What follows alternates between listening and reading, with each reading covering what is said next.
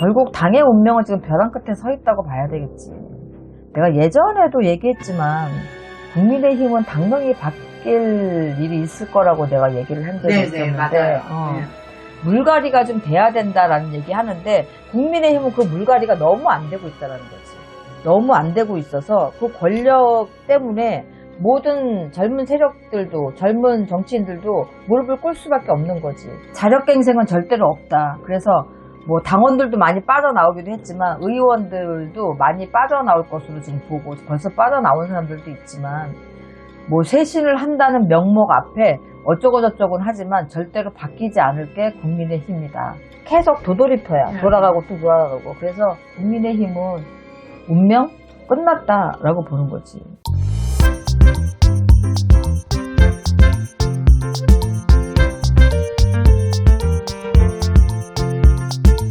안녕하세요, 선생님. 네, 안녕하세요.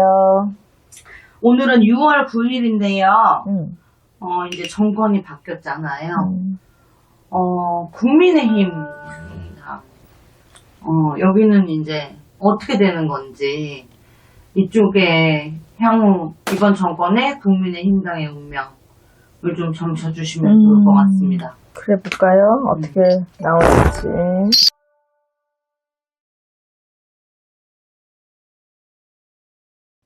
일단은 국민의힘은 전통적인 어떤 보수의 기본을 다 망가뜨렸어. 이 사공이 많으니까 배가 산으로 가는 형국이 되었구나.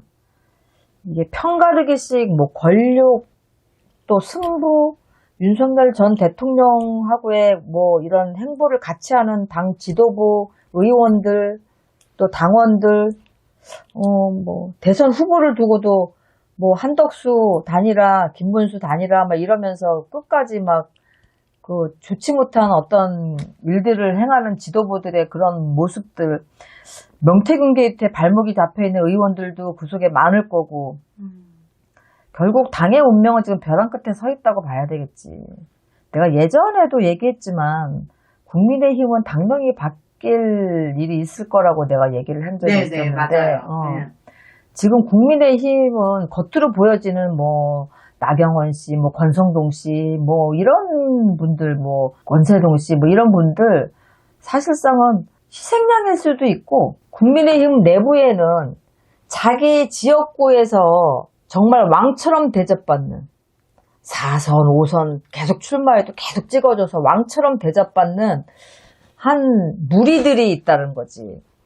그 무리들은 뭐 언론에 노출돼서 어떤 지적을 받는 걸 싫어하지. 안전하게 내 권력을 갖고 가고 싶으니까.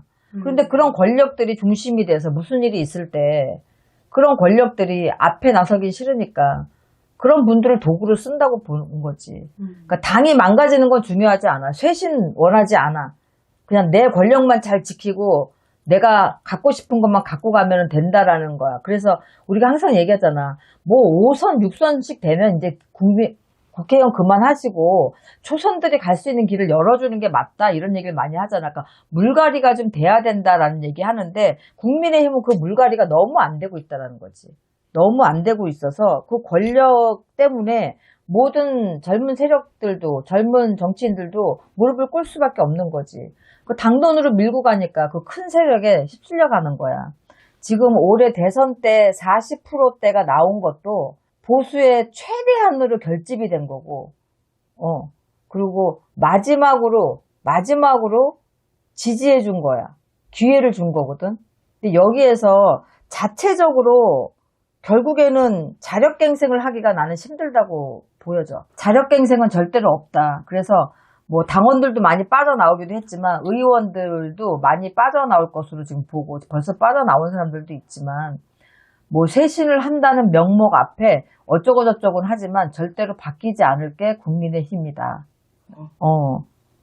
내가 볼 때는 사리사욕만 채우고 있기 때문에 앞으로 친윤, 아직까지도 친윤, 아직까지도 친한, 그리고 요번에는 또 김문수 쪽 이렇게 해서 세 파가 지금 싸우게 생겼다 내가 볼 때는.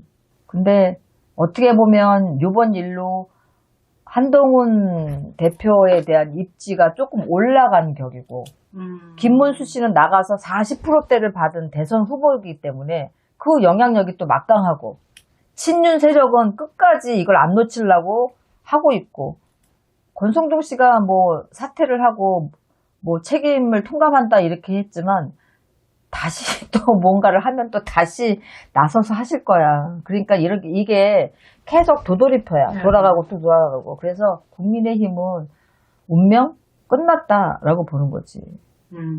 내가 이렇게 볼 때 전라도 분들은 투표하시는 것들을 보잖아. 그러면 못하면 갈아버려. 안 찍어주거든. 전라도 분들은 일하지 않으면 안 찍어줘. 일할 사람은 밀어주고.